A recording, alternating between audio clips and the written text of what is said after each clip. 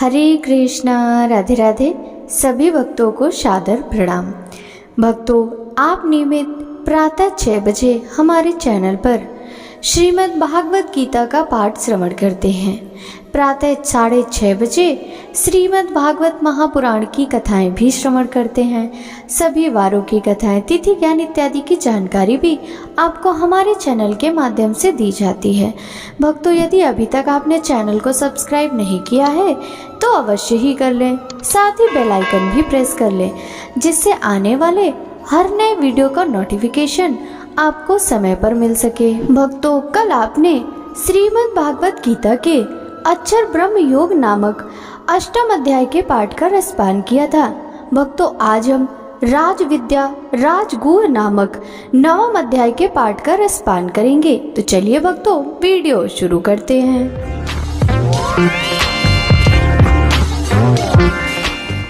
श्री भगवान ने कहा, हे अर्जुन, चूंकि तुम मुझसे कभी ईर्ष्या नहीं करते, इसलिए मैं तुम्हें यह परम गुह ज्ञान तथा अनुभूति बतलाऊंगा, जिसे जानकर तुम संसार के सारे क्लेशों से मुक्त हो जाओगे। यह ज्ञान शव विद्याओं का राजा है, जो समस्त रहस्यों में सर्वाधिक गोपनीय है। यह परम शुद्ध है, और चूंकि यह आत्मा की प्रत्यक्ष अनुभूति कराने वाला है, अतः यह धर्म का सिद्धांत है।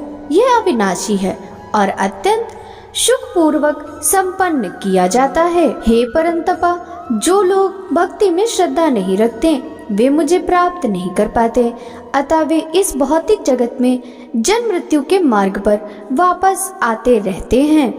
यह संपूर्ण जगत मेरे अव्यक्त रूप द्वारा व्याप्त है। समस्त जीव मुझ में हैं, किंतु मैं उनमें नहीं हूँ। तथापि मेरे द्वारा उत्पन्न सारी वस्तुएं मुझ में स्थित नहीं रहती।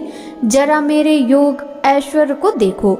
यद्यपि मैं समस्त जीवों का पालक हूँ और सर्वत्र व्याप्त हूँ, लेकिन मैं विराट अभिव्यक्ति का अंश नहीं हूँ, क्योंकि मैं सृष्टि का कारण स्वरूप हूँ। जिस प्रकार सर्वत्र प्रभामान प्रबल वायु सदैव आकाश में स्थित रहती है, उसी प्रकार समस्त उत्पन्न प्राणियों को मुझ में स्थित जानो।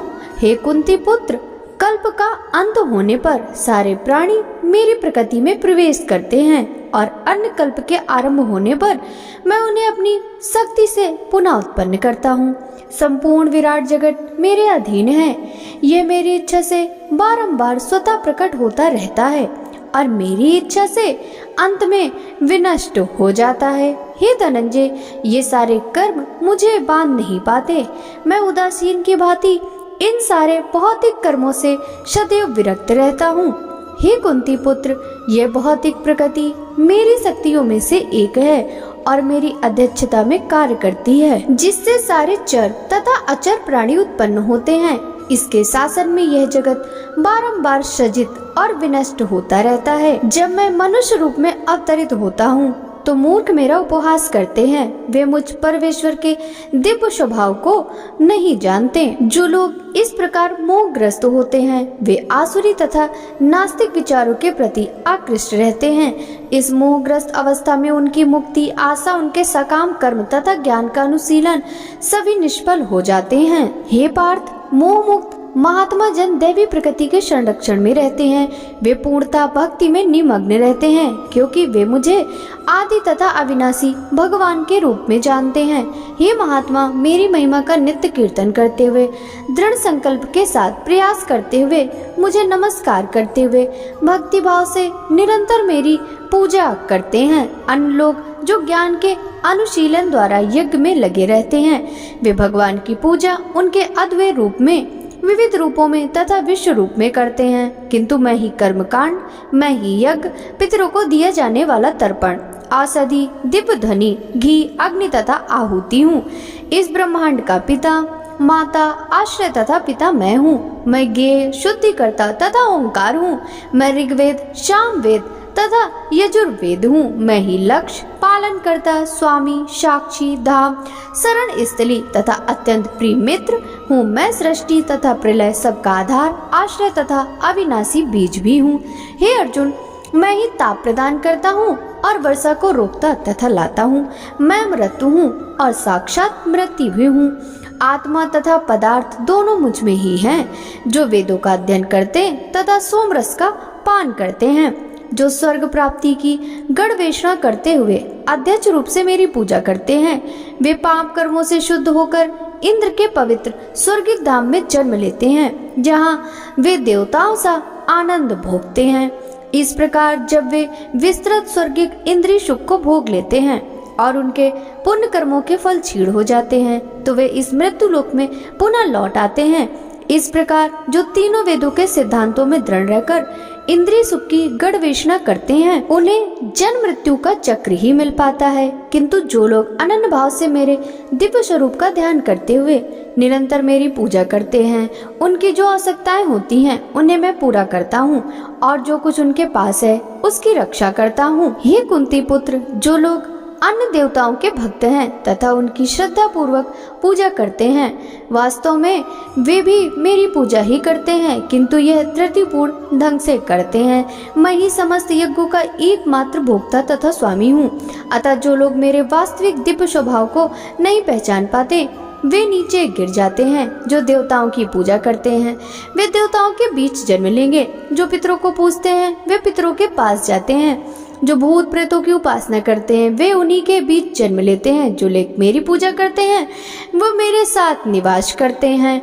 यदि कोई प्रेम तथा भक्ति के साथ मुझे पत्र, पुष्प, फल या जल प्रदान करता है, तो मैं उसे स्वीकार करता हूँ। हे कुंती पुत्र, तुम जो कुछ कर सकते हो, जो कुछ खाते हो, जो कुछ अर्पित करते हो या दान देते हो और जो भी तपस्या करते हो, उसे मुझे अर्पित करते हुए करो। इस तरह तुम कर्म के बंधन तथा इसके शुभाशुभ फलों से मुक्त हो सकोगे। इस संन्यास योग में अपने चित्त को स्थिर करके तुम मुक्त होकर मेरे पास आ सकोगे।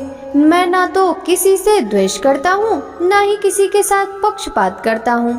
मैं सबों के लिए समभाव हूँ, किंतु जो भी भक्ति पूर्वक मेरी सेवा करता है वह मेरा मित्र है, मुझ में स्थित रहता है और मैं भी उसका ही मित्र हूँ। यदि कोई जघन्य से जघन्य कर्म करता है, किंतु यदि वह भक्ति में रत रहता है, तो उसे साधु मानना चाहिए, क्योंकि वह अपने संकल्प में अडिग रहता है। वह तुरंत धर्मात्मा बन जाता है और स्थायी शांति को प्राप्त होता है। हे कुंती पुत्र, निडर होकर घोषणा कर दो कि मेरे भक्त का कभी विनाश नहीं होता है।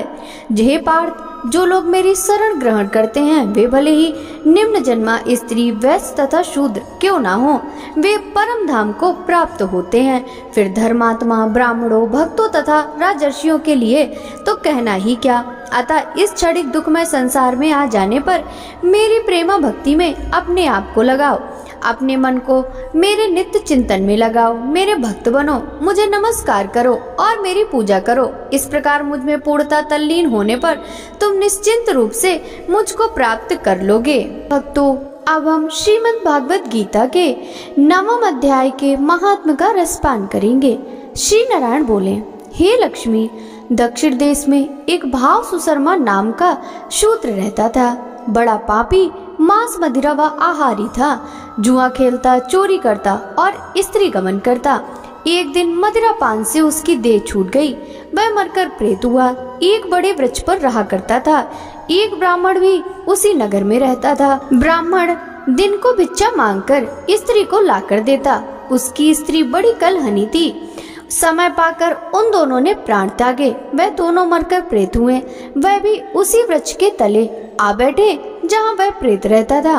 वहाँ रहते रहते कुछ काल व्यतीत हुआ। एक दिन उसकी स्त्री पिशाचिनी ने कहा, हे पुरुष पिशाच, तुझको पिछले जन्म की खबर है। तब पिशाच ने कहा, कि खबर है, मैं पिछले जन्म में ब्राह्मण था। तब पिशाचिनी ने कहा, तूने पिछले जन्म में क्या साधना करी थी जिससे तुझको पिछले जन्म की खबर है?